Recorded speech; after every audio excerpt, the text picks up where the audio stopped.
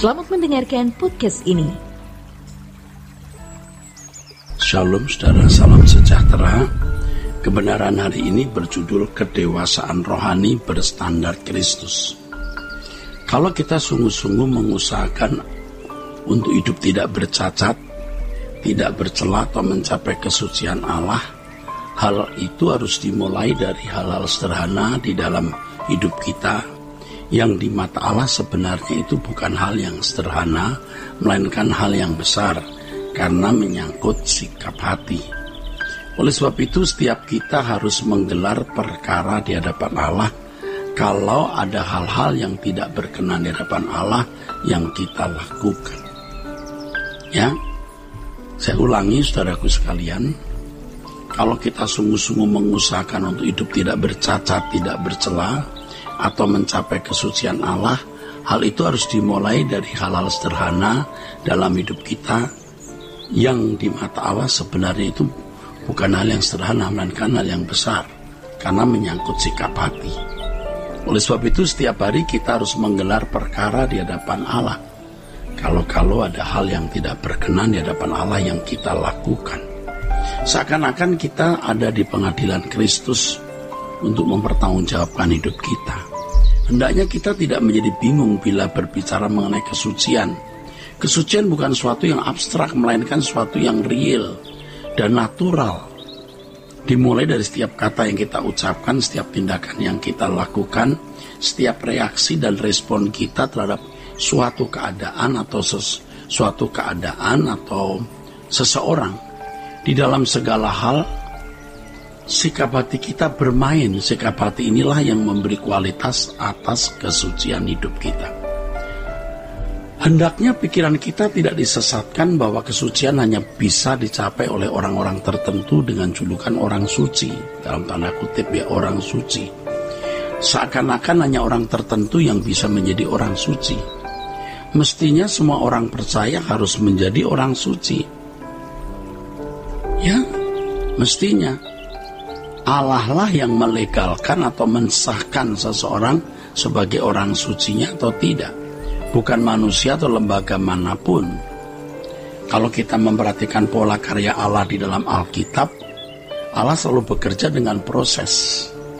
Dari awal penciptaan alam semesta, panggilan Abram sebagai nenek moyang umat pilihan dan orang percaya, lahirnya Israel sebagai suatu bangsa, bahkan iman pun datang dari pendengaran oleh firman Allah. Firman Allah yang melahirkan iman di dalam diri kita bukan sesuatu yang secara otomatis atau bukan sesuatu yang bersifat mistis, ya, mistik masuk dalam diri kita dan dengan sendirinya dapat memahami firman Allah tersebut. Firman Allah dapat kita pahami melalui proses belajar yang tekun. Itu baru dari aspek kognitifnya, aspek pengertian nalar. Aspek lain yang membuat kita mengerti firman adalah hati yang tidak mencintai dunia. Sebab kalau orang masih mencintai dunia atau tidak setia dalam hal mamon yang tidak jujur, dia tidak akan dipercayai harta yang sesungguhnya, artinya tidak akan bisa mengerti firman Tuhan. Iya, Lukas 16 ayat 11. Harus tidak materialistis, harus tidak duniawi baru mengerti firman. Selanjutnya harus haus dan lapar akan kebenaran. Hanya orang yang haus dan lapar akan kebenaran yang dapat dipuaskan. Tapi kalau orang masih haus dan lapar akan dunia ini, ia tidak bisa haus dan lapar akan kebenaran. Kehausan kelaparannya ditujukan kepada yang lain.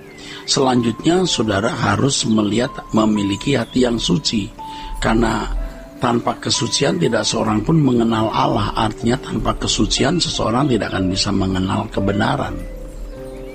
Saudaraku sekalian, kita harus sungguh-sungguh hidup tidak bercela, karena mutiara bukan untuk babi, barang kudus bukan untuk anjing. Jadi kalau seseorang masih tidak kudus, ya belum bisa dipercayai untuk mengerti kebenaran. Demikian pula ketika kita berjuang untuk memilih kedewasaan rohani kita standarnya adalah Yesus sendiri. Kedewasaan rohani kita ditandai dengan kehidupan yang tidak bercacat, tidak bercela. Kedewasaan rohani kita ditandai dengan roh yang lemah lembut dan tentram. Ini pasti kehidupan seseorang yang tidak melukai siapapun dan tidak merugikan siapapun baik dengan kata maupun perbuatan. Kedewasaan rohani ditandai dengan kecerdasan rohani, dan kecerdasan rohani diekspresikan dalam sikap yang tidak melukai orang lain. Dalam segala hal menyenangkan hati Allah. Semua ini bisa dirangkai dengan atau dalam satu kata, kesucian. Proses kesucian ini berlangsung setiap hari, saudara, setiap saat, dalam dan melalui setiap peristiwa dan kejadian. Juga berlangsung di dalam batin atau hati kita. Dan tidak akan pernah berhenti sampai kita menutup mata. Nilai inilah yang disebut sebagai mengumpulkan harta di surga. Itulah sebabnya Yesus berkata, kumpulkan harta di surga bukan di bumi. Fokus satu-satunya hidup kita adalah bagaimana mencapai kedewasaan rohani dalam standar Kristus. Itulah sebabnya setelah Yesus berkata, kumpulkan harta di surga bukan di bumi, lalu Yesus berkata, di mana ada hartamu, di situ hatimu berada. Artinya kita harus memindahkan hati kita di atas. Nah, ini sebuah proses yang berlangsung setiap hari, saudara. Memindahkan hati di surga, ya, lalu kita bisa juga seiring dengan itu mengerti kebenaran. Terkait dengan hal ini, Paulus mengatakan kita telah mati, hidup kita tersembunyi bersama dengan Kristus di dalam Allah. Mati bagi dunia dan segala passion atau interest kita hanya untuk kerajaan Allah. Baru pikiran kita terbuka mengerti firman Tuhan. Dengan demikian baru kita bisa mengalami proses pendewasaan rohani yang benar, saudara. Nah, sebagai umat pilihan kita diberi potensi untuk mencapai kesucian hidup atau kedewasaan rohani standar Yesus. Maka anugerah ini tidak boleh kita sia-siakan. Itulah sebabnya Yesus berkata, apa gunanya orang memperoleh segenap dunia kalau jiwanya binasa. Lebih baik kita kehilangan nyawa atau berbagai kesenangan hidup di bumi daripada kita kehilangan kesempatan untuk menjadi manusia sesuai dengan rancangan Allah semula. Waktu yang kita miliki adalah harta yang tidak ternilai. Kalau kita tidak sungguh-sungguh menggunakannya untuk menjalani proses pendewasaan menjadi manusia yang menyukakan hati Allah, kita akan sangat menyesal suatu hari nanti, saudara. Nah, kesucian hidup itu berarti bukan anugerah, tetapi sebuah kerjasama antara Allah dengan kita, Allah melalui Roh Kudus, dan kita yang memberi diri digarap oleh Roh Kudus.